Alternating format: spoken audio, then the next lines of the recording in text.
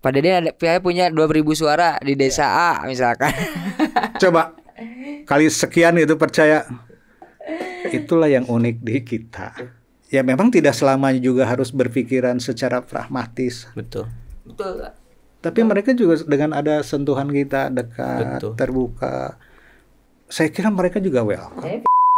Jika punya kekuatan nanti, punya kewenangan, apa sih gagasan besarnya yang ingin ditawarkan gitu, Pak? Tidak terlalu muluk-muluk dari sebuah kondisi yang real. Pola pikir masyarakat yang harus berubah.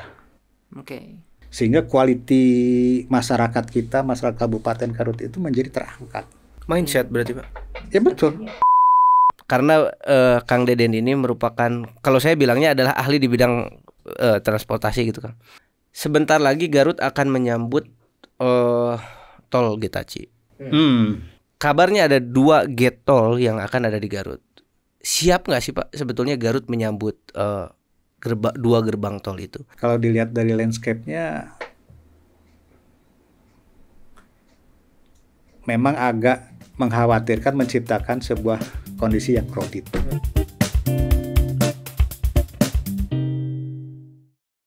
Kang Deden Gali.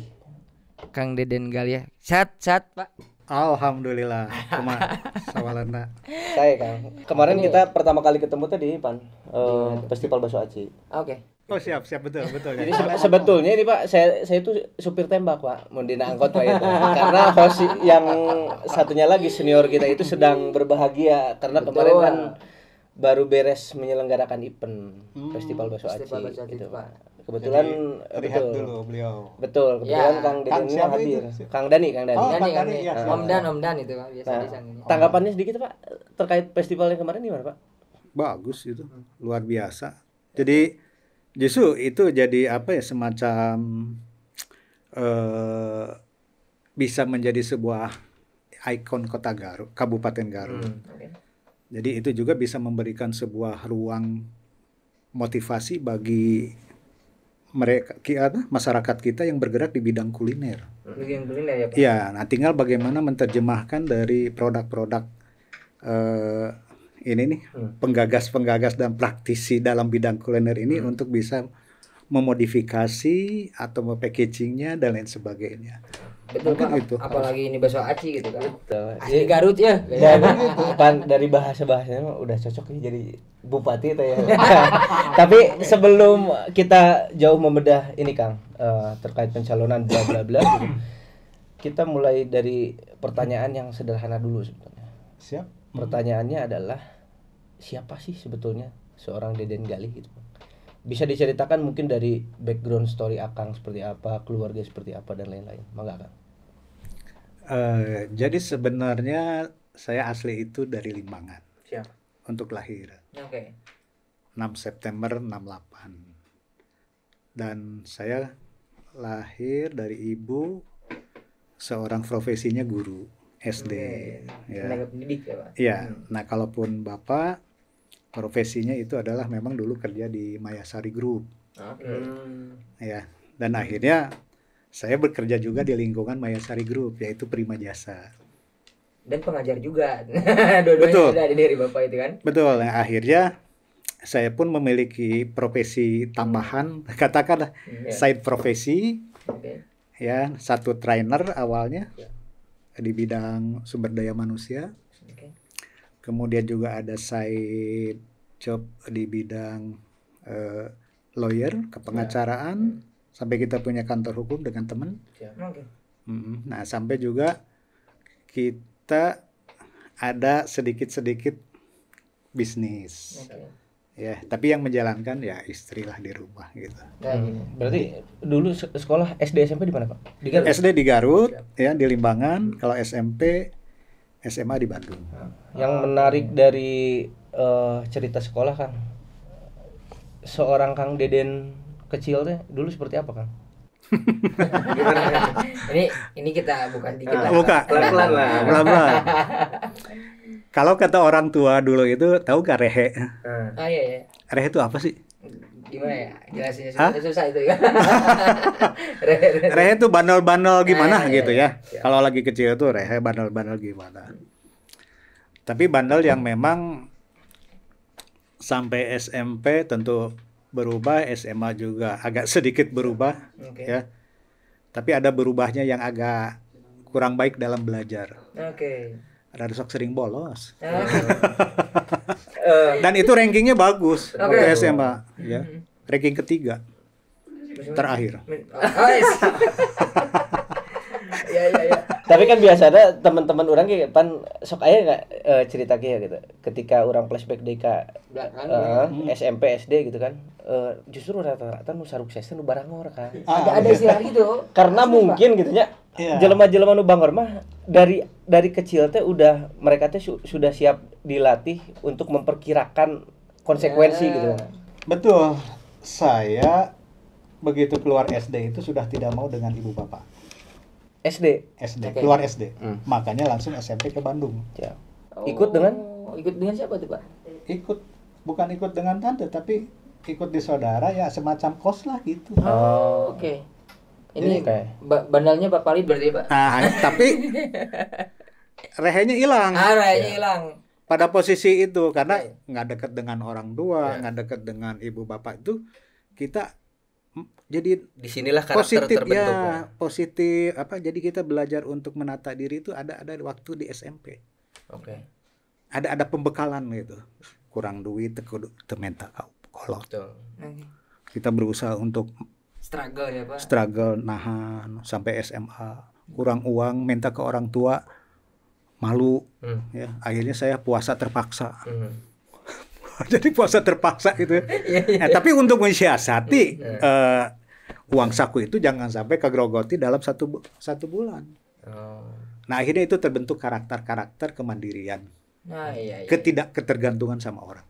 Memang gini, Pak, betul tadi kata rekan saya itu, kata Hakim bahwasanya ada istilah kalau yang nakal itu ini yang sukses tuh pasti yang nakal gitu kan. Atau yang nakal pada sukses. Bukan berarti harus nakal gitu kan, tapi mentalitasnya yang teruji itu, Pak. Ya, bukan sebagai legitimasi ya. Betul.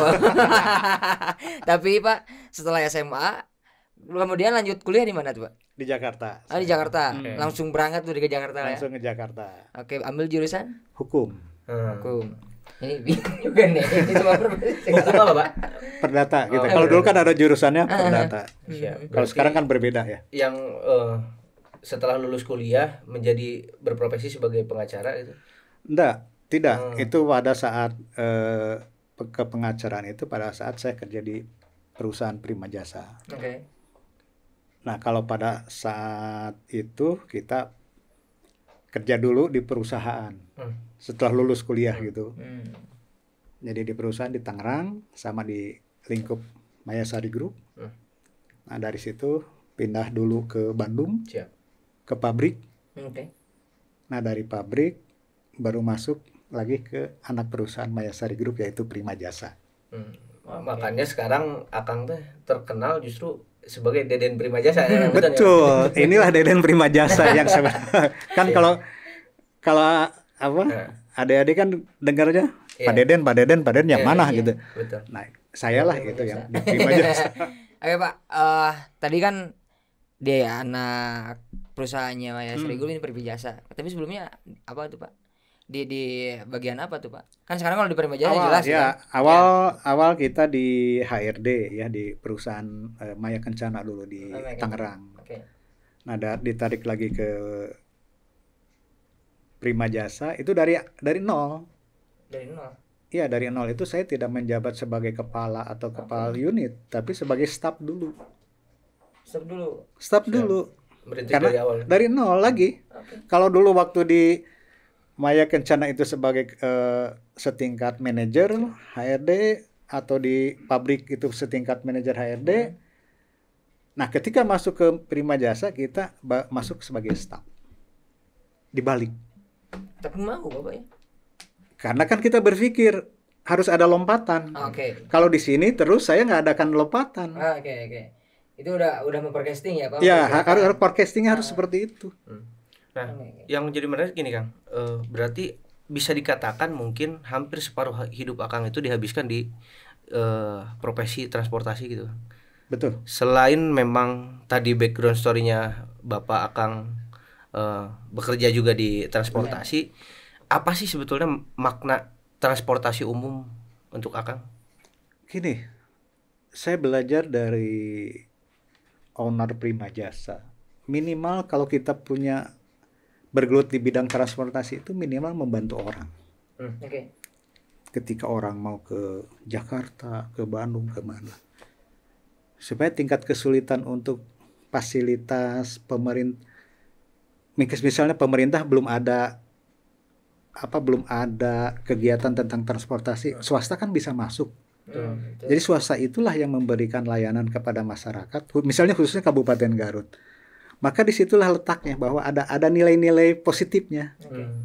Bahwa positifnya di perusahaan transportasi itu membantu kepentingan masyarakat ketika mereka ada sebuah keperluan kepada titik mana gitu, Jakarta, Bekasi ataupun Bandung atau kemana ataupun sebaliknya. Jadi menjembatani gitu ya Pak. Betul. Sebenarnya kan perusahaan itu mitra dengan pemerintahan ketika pemerintah belum memfasilitasi, belum memiliki jaringan transport oleh moda-moda yang ada. Nah, ketika belum ada moda itu, maka pihak swasta yang masuk. Gitu. Berarti Akang di Prima Jasa dari tahun 97 kan? 97 betul. 97 sampai 2019.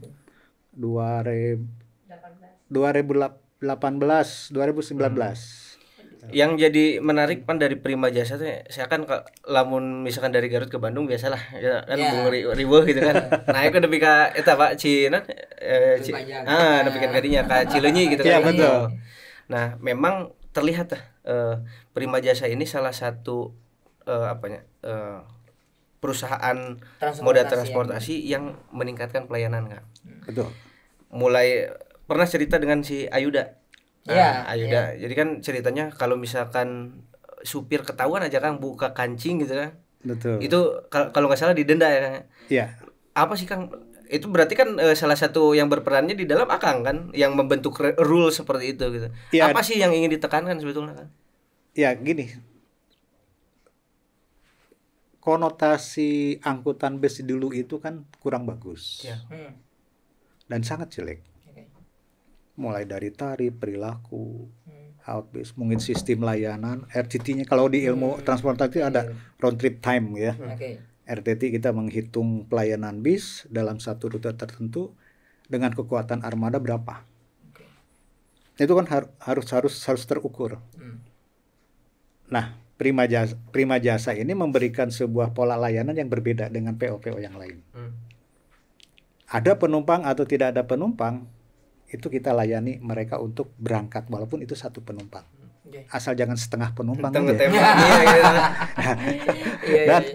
dan tidak melakukan ngetem yang nah, karena kita membuat sistemnya ya, bagaimana cara membuat blok di terminal lawan, di terminal pemberangkatan. Jadi kita buat. Kalau saya jelaskan nanti mungkin iya. Kan? ini mungkin kalau misalkan kita bicara transportasi umum itu Pak. Iya. Ada itu salah satu jawaban dari mengurangi kemacetan. Betul. Kayaknya ini bisa jadi bahan kampanye juga nih. Tapi kita jangan dulu bahas itu Pak. Siap.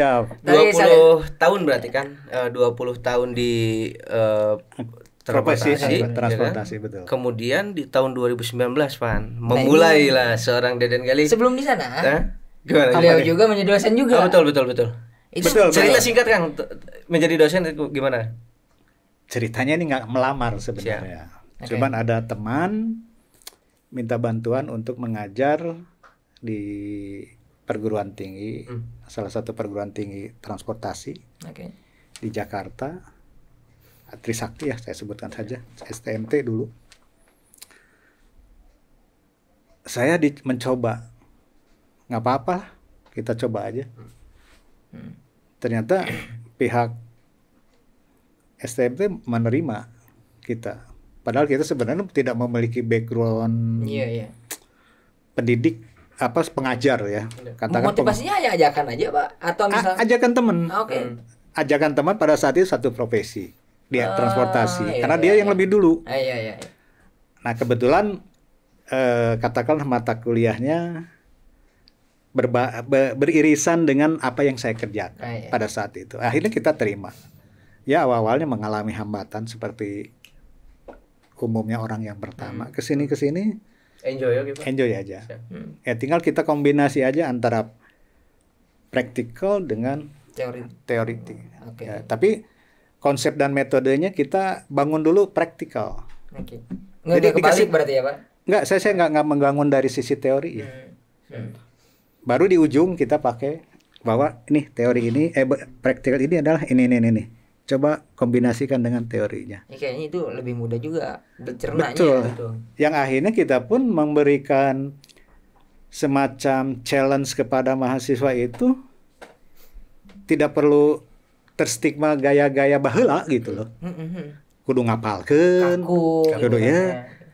Kan praktek nantinya di dalam proses pekerjaan itu kan kita bisa mereferensi dari buku, dari aturan, undang-undang, dan kan masa harus diapalin. Iya. Tapi sebagai keilmuan, referensi keilmuan boleh saja kita membaca buku. Tapi yang perlu dilatih itu adalah nalarnya. Iya betul. Pemahaman tuh Pak. Iya, pemahaman dan nalarnya, sehingga ketika kita kasih sebuah dari sisi praktik, kemudian dia siap bisa menjelaskan, baru dia menjelaskan dari secara keilmuan, dari sisi akademisnya. Dan ternyata mereka bisa mampu. Saya kira kalau misalkan begitu metodenya, untuk membuat penelitian juga cepat tuh kan. Betul. Waktunya. Dan itu saya coba cepet anak-anak. Ini dosen pembimbingan disukai kayaknya Pak. Nggak banyak Sampai saya jadi malu sendiri karena akhirnya pihak yang bagian yang mengatur tentang skripsi akademik itu sampai saya dapat antrian. Pengen sama Pak Deden kali. Iya. Aduh, saya juga jadi nggak enak. Tapi ini yang pertamanya teman Kim. Jurusan S1 itu hukum, perdata itu juga. Iya, betul. S2-nya saya lihat manajemen keuangan. Manajemen keuangan. Kemudian lihat kursus-kursusnya ada advokat, kemudian ada matrikulasi ada sumber daya manusia juga. Iya, kenapa tuh Pak? Lintas-lintas gitu ini emang suka belajar apa gimana sih? Mengeksplor hal baru atau lebih sigap kumaha? Sebenarnya saya kalau baca-baca itu kurang begitu fokus ya. Tapi ketika ada hal-hal yang baru itu kadang-kadang suka ada keingintahuan. Nah, kenapa saya juga kursus advokat pada saat itu misalnya? Karena itu berbarengan dengan kebutuhan perusahaan. Saya kursus. Akhirnya saya buka kantor hukum untuk membackup perusahaan. Dan memang akhirnya membackup. Karena kan ada komplain, ada gugatan, ya ada kasus-kasus tertentu. Akhirnya saya yang harus berhadapan baik di kepolisian maupun di pengadilan. Dan ilmunya diterapkan gitu kan? Dan itu diterapkan karena backgroundnya adalah hukum misalnya. Nah itu backgroundnya, background di bidang hukum. Kalaupun di bidang tadi di manajemen keuangan ataupun misalnya ada matrikulasi akuntansi, karena pada saat itu saya memperoleh kepercayaan dari owner Prima Jasa untuk memegang perusahaan. Akhirnya kan saya terdorong untuk bisa memahami seperti apa ilmu keuangan, ilmu operasional, ilmu logistik, sampai ke teknik, ya, sampai saya ke terminal. Jadi semua divisi itu udah saya lakukan, udah tahu. Dan biang-keroknya saya udah tahu. Masalah-masalahnya tidak tahu gitu. Dan solusinya harus seperti apa udah tahu juga gitu. Insya Allah udah tahu gitu penyelesaiannya. Dosen luar biasa berarti ya Pak. Karena luar biasa. Ini dari dari beda jurusan waktu kuliah, kemudian itu dari Universitas Prima Jasa itu. Next Bang Pan. Kita sedikit bahas-bahas terkait pilkada ini Pak. Karir politik dulu. Karir politik dulu ya. Meskipun Akang kan tercatat sebagai anggota DPRD Jawa Barat. Betul. Komisi 3. Berarti kan itu 2019 kan? 2019. Ya. Kalau dilihat di dari profil singkat Akang tuh terjun ke dunia politik dari 2014 tapi kalau secara praktisi itu ya jujur aja pas 2019 aja pas mau siap. Mau pileg Ceritanya gimana, Kang? Bisa akhirnya terjun ke politik, sarjana hukum, kemudian masuk ke transportasi, akhirnya nyemplung juga ke politik. Ini ada teman di perusahaan. Ketika sebenarnya ini guru saya juga, ya. Mentor lah ya, Pak. Mentor saya juga, supporting saya juga, Pak Amir Mahfud. Oke. Dia menyuruh saya ke dunia politik, didorong oleh teman saya. Beliau juga mau nyalon di Kabupaten Tasik. Siap. Oke. Untuk apa saya bikin laman? Ya kita karena tugas ya, karena formatnya perintah bikin aja, masukin aja. Ya akhirnya saya minta dulu survei. Ke pimpinan itu. Saya minta 1 tahun deh survei di bidang politik karena saya gelap gulita kayak masuk hutan. Hutan kekuatan Hutan belantara, saya nggak tahu. Saya setuju. Saya survei di Garut hampir 1 tahun. Hasil survei apa? Saya hampir hand up. Gara-gara? Liur. Gimana tuh Garut? Liur. Ya liur ya. Pusing saya. Ini bingung. Pusingnya sama Garutnya apa sama kondisi sistem politik atau kan? tapi seperti apa? Totalnya memang dari sebuah kondisi sosial, kondisi politik, kondisi masyarakat dan lain sebagainya. Kan para frame-nya tidak mungkin kaget ya. Karena shock culture lah ya. Shock culture gitu seperti kan dari sesuatu yang tadinya frame-nya lo aman-aman saja di perusahaan, tas, jalan nyaman. Ini kan Iya. Saya ngatur kumaha solusina gitu. Kan liar, Pak. Menghadapi kultur yang berbeda seperti itu. Akhirnya saya mengajukan nota keberatan ke bos. Padahal itu udah terdaftar. Itu terdaftar. Agak emang agak susah, Pak. Karena awalnya praktisi kan Bapak? Iya, akhirnya saya ngajukan Pak saya keberat, saya tuh nggak mau lah ke mana, ke politik. Beliau nggak geleneng. Ini apa yang kamu pikirin? Ya apa situasinya seperti ini kan saya tuh. Saya juga kadang-kadang jadi underestimate untuk diri sendiri ya. Katakanlah demotivasi lah. Sedikit tidak percaya diri. Ya, tidak percaya diri. Aduh, gimana ya kondisi itu. Udah, jalani katanya. Apa yang kamu pikirkan? Nah, itu yang membuat akhirnya saya strike teguh. Bismillah. Lahola, oke lah. Alhamdulillah ada miliknya. Jadi itu. 2019 DPRD provinsi. Iya, langsung suara berapa tuh, Pak? Dulu 61 ribuan. Wow. Kayak itu yang baru pertama masuk ya. Jabar 14. Jabar 14. Siap. Ranking kedua provinsi. Di nomor satunya? Pak Adi Ginanjar. Oh, Pak Adi Ginanjar. Yang ngerinya tuh apa, Bang Gim? Ini baru pertama masuk politik. Kemudian 61.000 suara. Ini kecenderungan suara banyak di mana tuh, Pak? Kecamatan apa tuh? Kalau dulu 2019 tersebar. Tersebar berarti rata. Tersebar rata. Ya, 42 kecamatan, ada yang 2.000, 4.000, tapi ada di semua titik. Kenapa saya bilang Bapak tadi di obrolan di belakang itu baru pertama ketemu karena balihonya nggak ada gitu, Pak. Ya gimana strategi politiknya waktu 2019 lah. Ya, sampai saya ini dikatain nggak serius lah dulu itu masuk ke dunia politik. Sampai mengatakan begitu orang-orang di sekitar saya, terutama sekitar lingkungan di mana saya bekerja. Tapi karena kita punya keluarga besar di perusahaan Prima Jasa, mulai Krubis, ya saya juga berterima kasih, karyawan, kemudian jaringan-jaringan di Maya Sari Group, semua itulah yang kita pakai. Kalau nggak pakai itu, ketika kita mencoba pakai yang lain, liur lagi itu. Random lagi gitu kan. Bukan, kita udah mempangkas itu berapa pas? Betul. 1, 2, 3 tim yang saya robah karena saya nggak tahu di lapangan. 3 tim, Pak? Iya, 3 tim itu saya robah. Karena kan itu feeling intuisi saya kan belum dapat pada Iya, saat iya, itu iya. di lapangan ketika menghadapi orang hanya terjebak dengan maaf.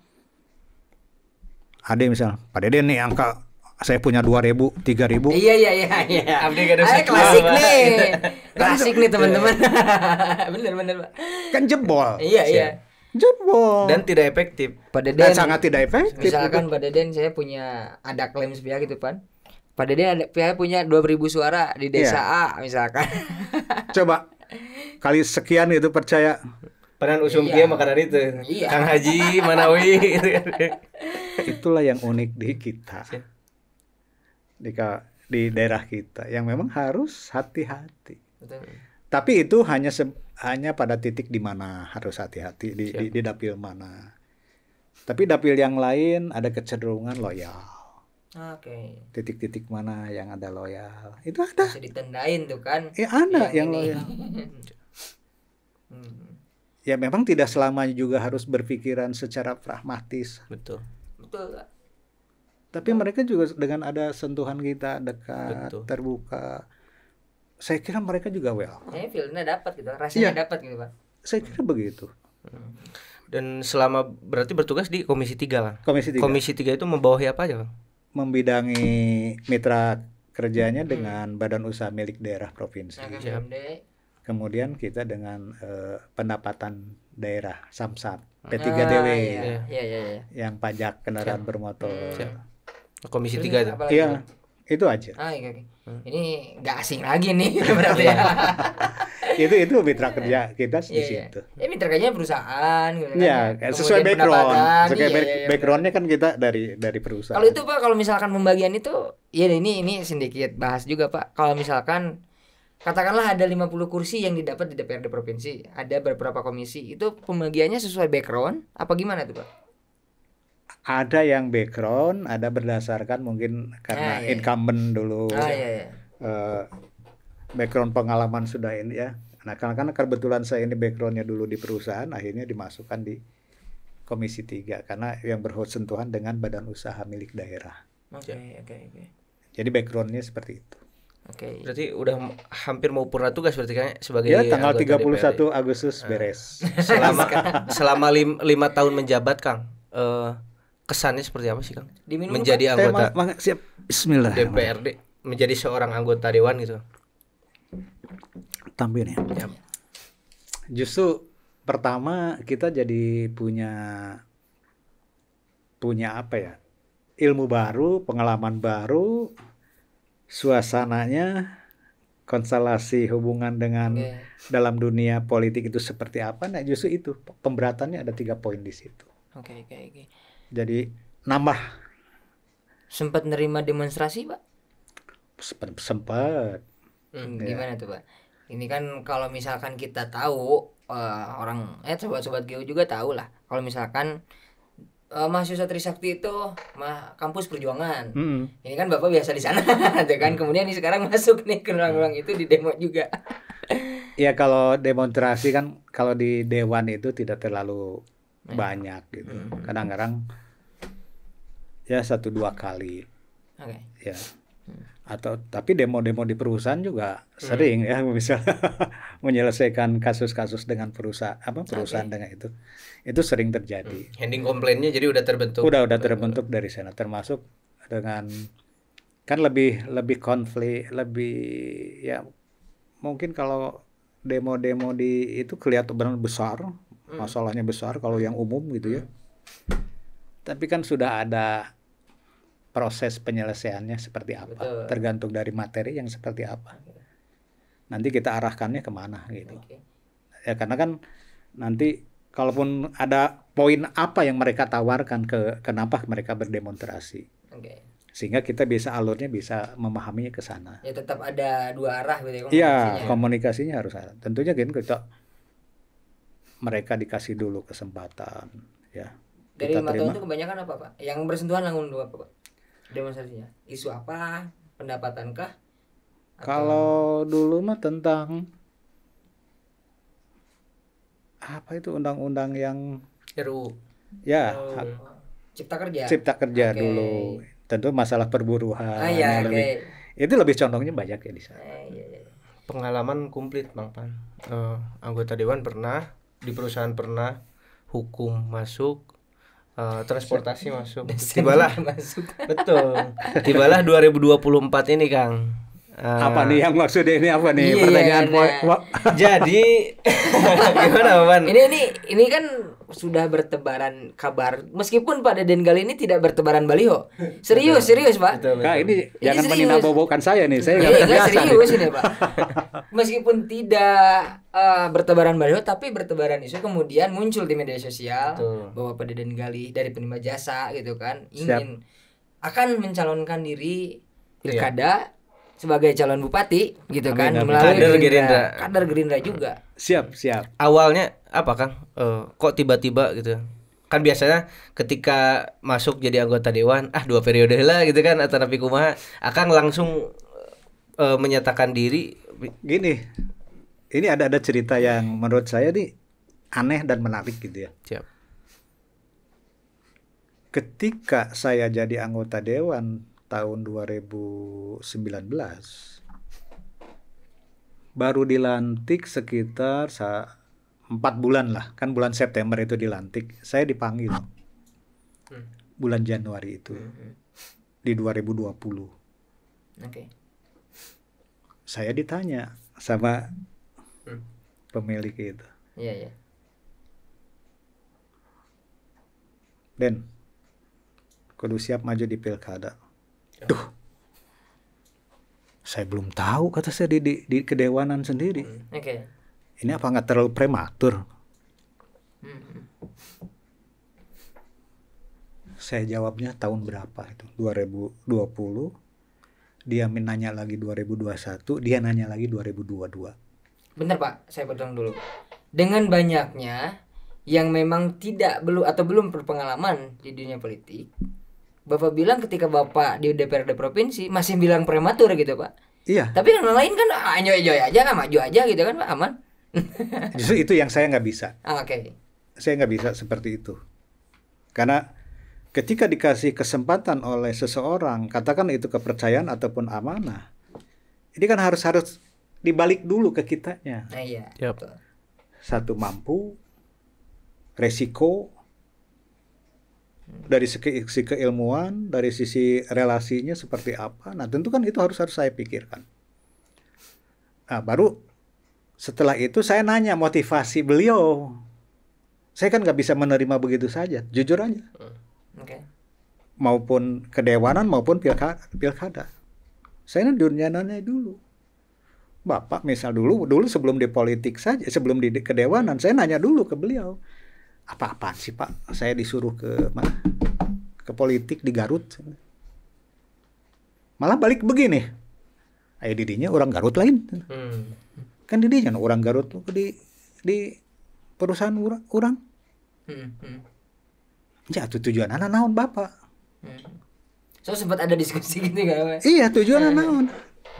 Sampai mungkin saking kesalnya ke saya deh ya.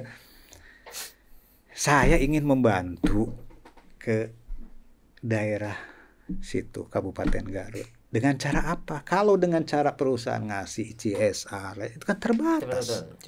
Perusahaan punya cabang di Tasik, di Bandung, di mana Banten, Tangerang, Jakarta, banyak.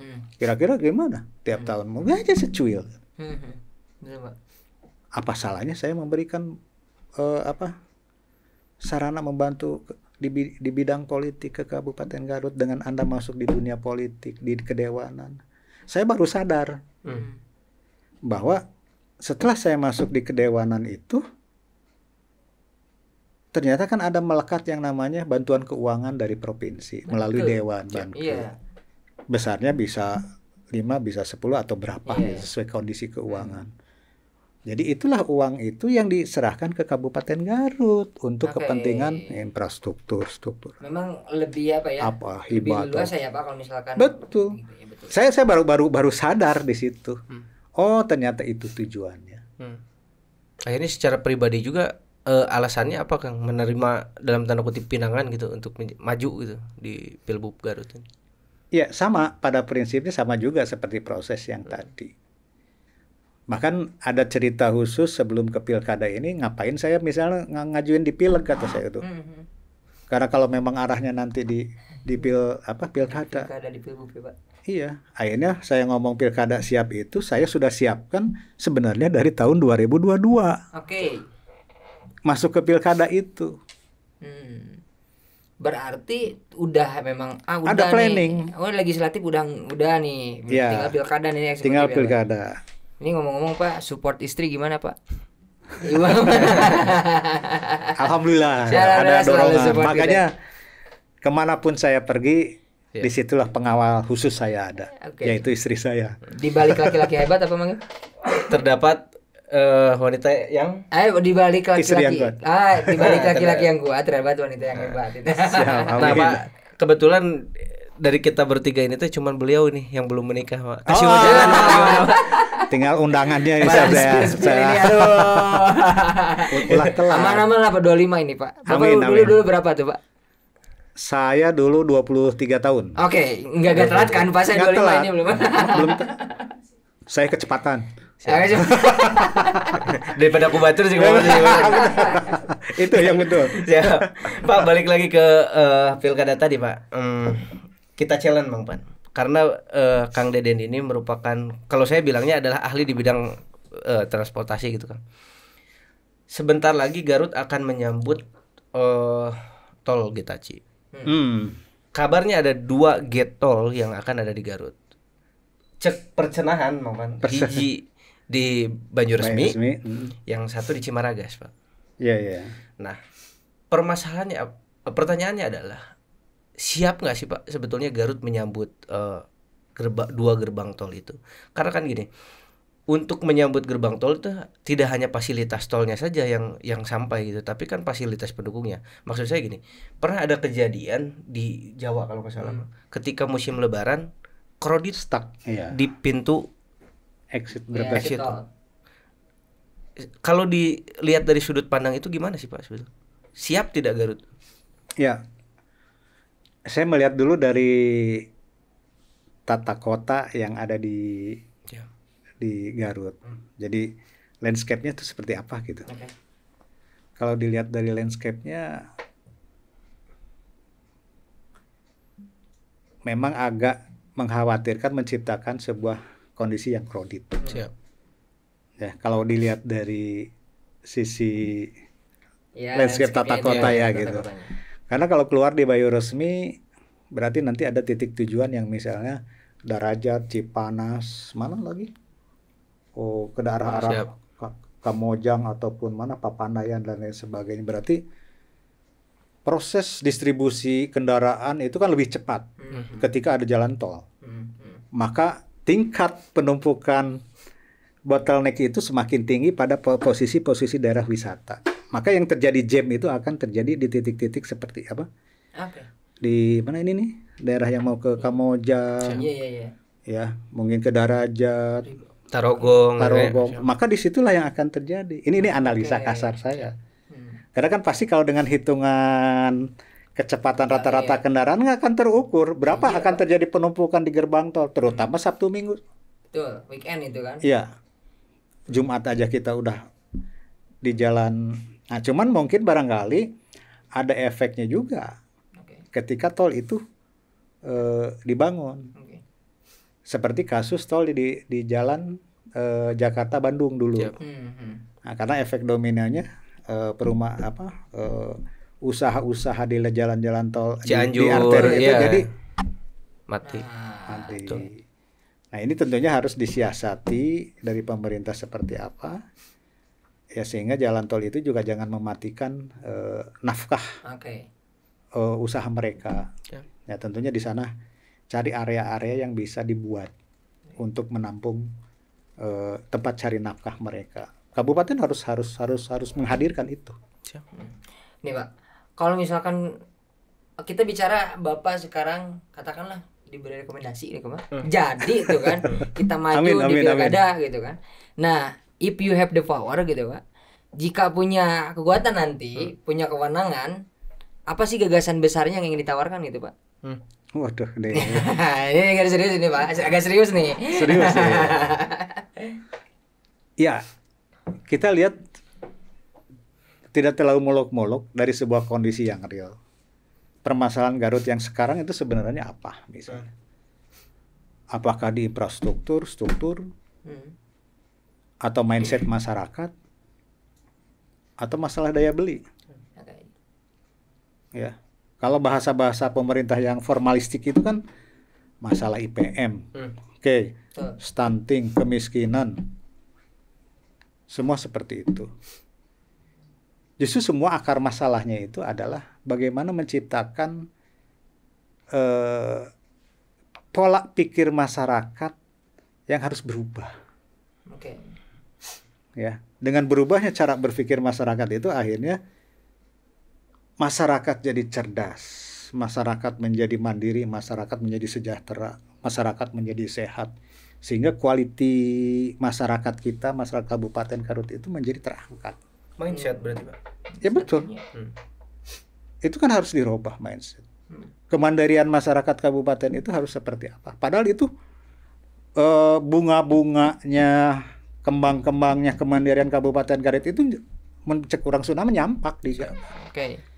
Kenapa itu tidak diangkat menjadi pihak-pihak yang kolaborasi dengan pemerintah menjadi merubah kondisi sosial masyarakat di lapangan.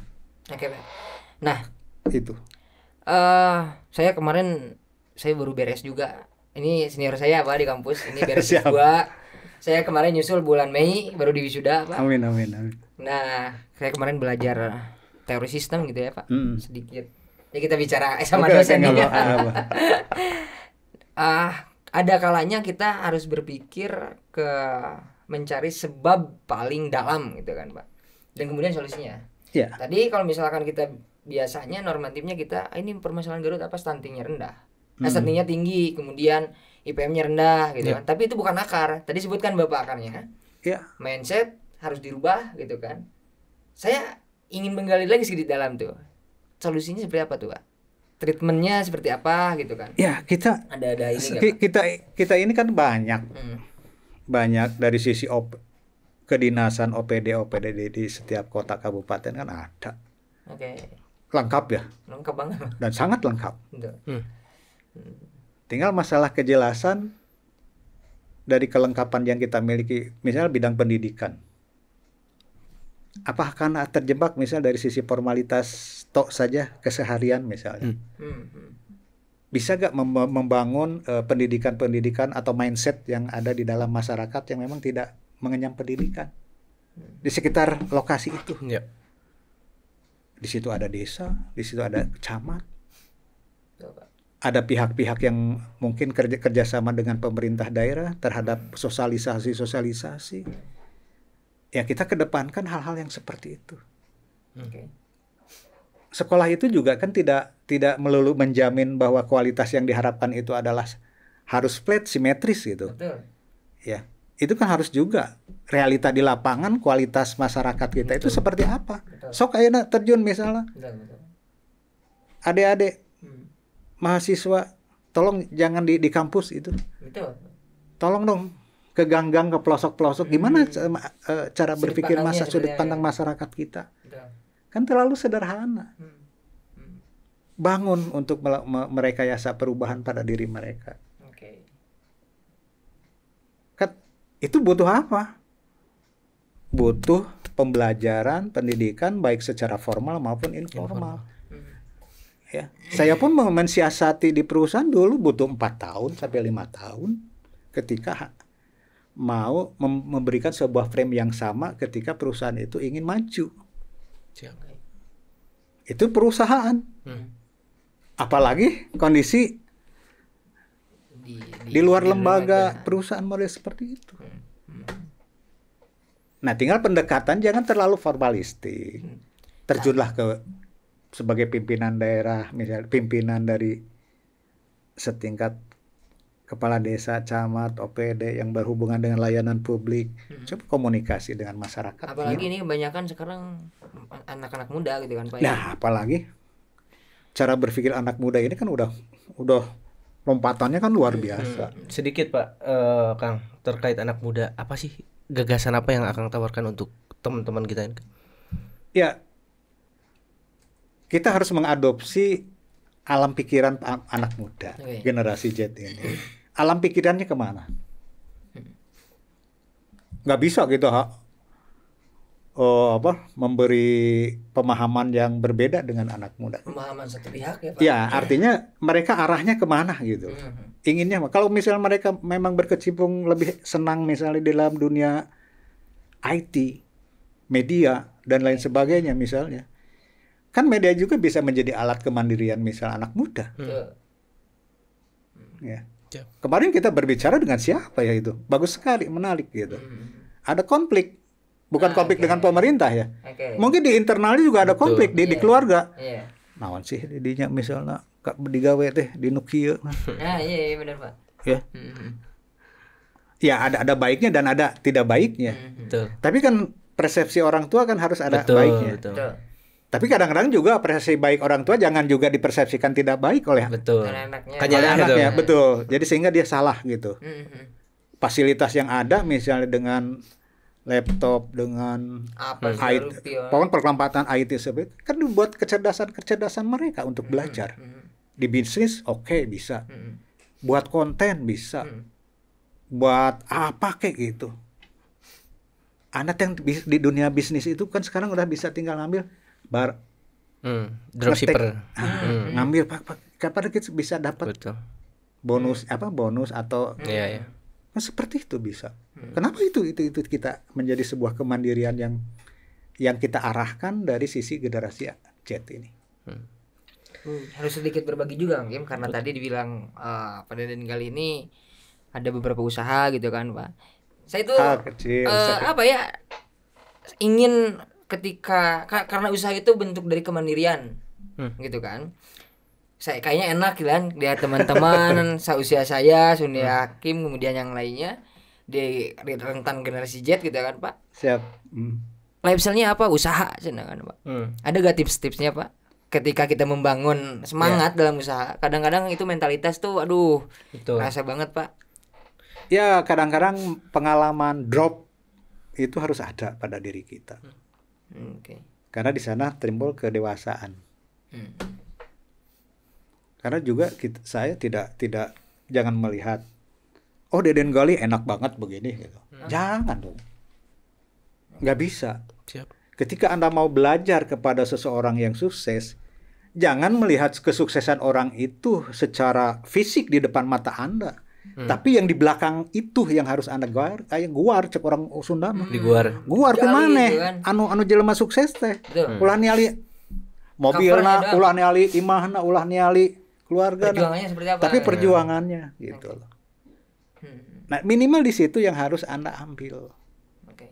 Nah, saya juga belajar seperti itu. Tapi saya lebih condong belajar ketika saya ingin belajar mandiri itu ketika usaha ada masalah, kegagalan dan lain sebagainya. Dan itu jangan putus asa gitu loh. Ya. Kan kita tidak selama bisa kerjasama bisnis dengan orang, tahu-tahu kita ditipu misalnya. Dari nol lagi kita meloho gitu mikir, tapi apa itu menyelesaikan masalah? Enggak. Justru kita cara berpikirnya sederhana. Biarinlah hari ini saya rugi sekian. Tapi mungkin nanti ada seperti apa. Dan memang iya, lagi gitu kan ya. Bahkan lebih digantinya oleh yang kuasa.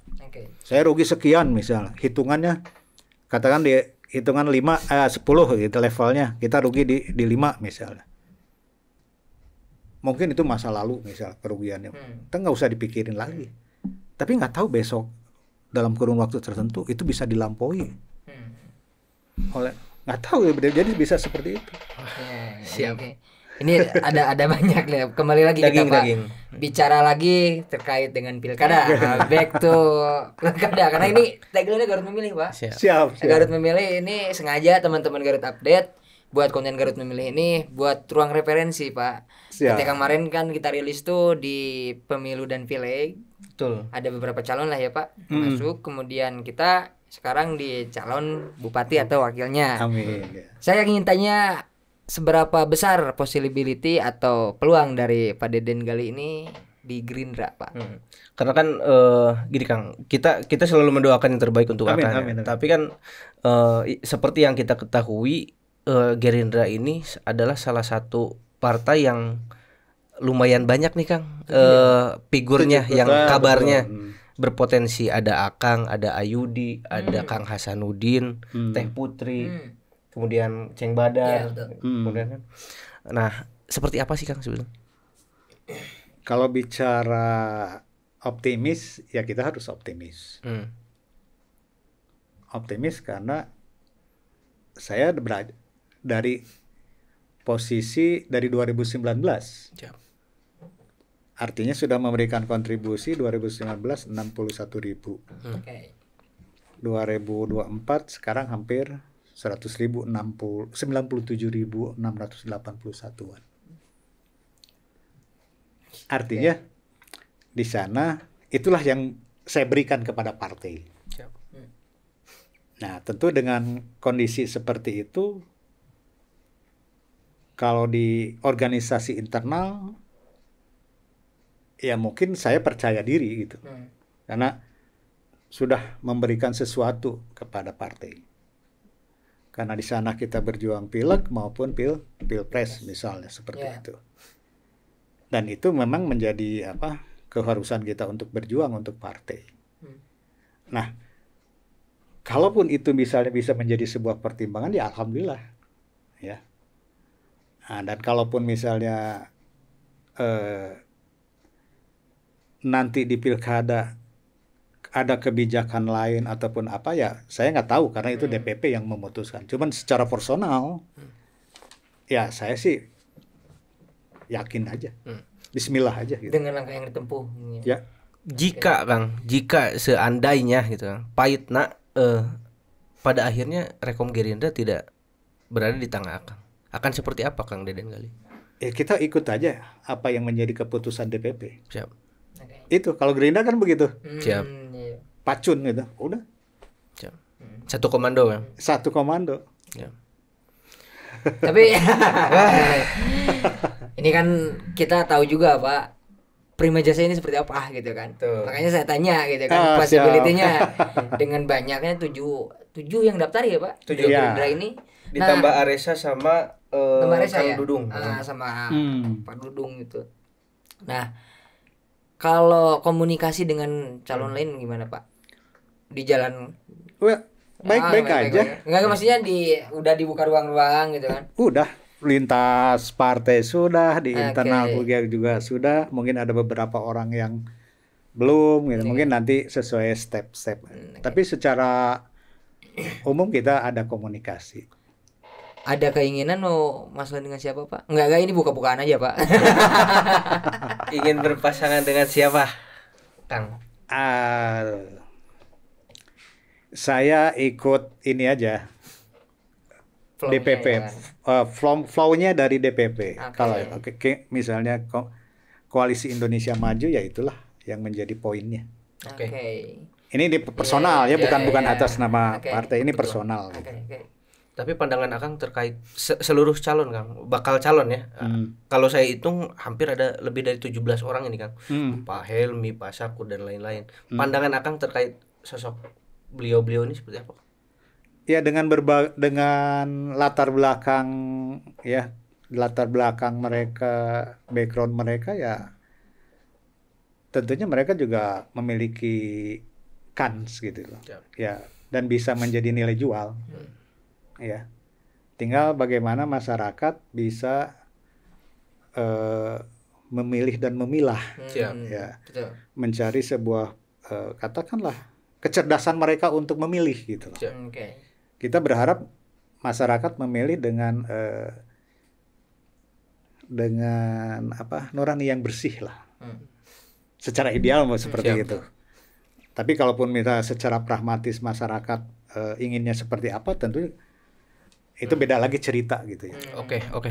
Tadi kita berbicara kemungkinan terburuk Kang. Sekarang kita berbicara kemungkinan terbaik. Jika seandainya Rekom Gerindra turun ke Akang, kemudian Akang ditakdirkan untuk menjadi calon bupati ke depannya gitu kan. sebutkan satu alasan kenapa sih anak muda khususnya sobat GU ini Kang harus memilih Akang. Apa alasannya Kang? Tadi sebenarnya sudah diangkat ya. Siap. Tapi kita di segmen akhir kita sambil aja ini betul, sama boleh. aja. Oke. Jadi masyarakat Kabupaten Garut kalau penontonnya itu disebutnya sobat GU. Sobat GU. Oh, sobat GU. Oke. Silakan Pak, pesan. Oke. Sobat GU. Salam. Saya Deden Gali. Ya, mudah-mudahan kita dalam posisi sehat walafiat. Sahabat Garut Update. Mudah-mudahan bisa memilih dengan kecerdasan yang luar biasa dan memilih dengan tentunya memilih kandidat-kandidat, saya menyebutnya kandidat nih. Ya. Dengan latar belakang yang memang memiliki talenta kepemimpinan yang luar biasa. Ya tentunya disitulah yang bisa nanti mengimplementasikan bagaimana dia memimpin Kabupaten Garut. Butuh referensi di level-level sahabat Garut Update, ya sahabat Garut Update yang tentunya memiliki basis data informasi yang lengkap dan tentunya carilah data-data itu yang menjadi referensi dan Anda tinggal mempertimbangkan secara ini dan ini. Oke. Ya, saya kira itu yang bisa saya sampaikan. Keren Kang. Alhamdulillah, Hakim. Silahkan. Kita langsung closing aja. Ini udah kurang lebih sejam Pak kita ngobrol. Alhamdulillah. Closing statement yang 2 jam juga siap nih. Intinya kita berharap Akang datang lagi ke sini Kang, tapi nanti statusnya sebagai calon. Amin. Doanya saja dari Doa terbaik untuk sahabat Akang. Garut Update.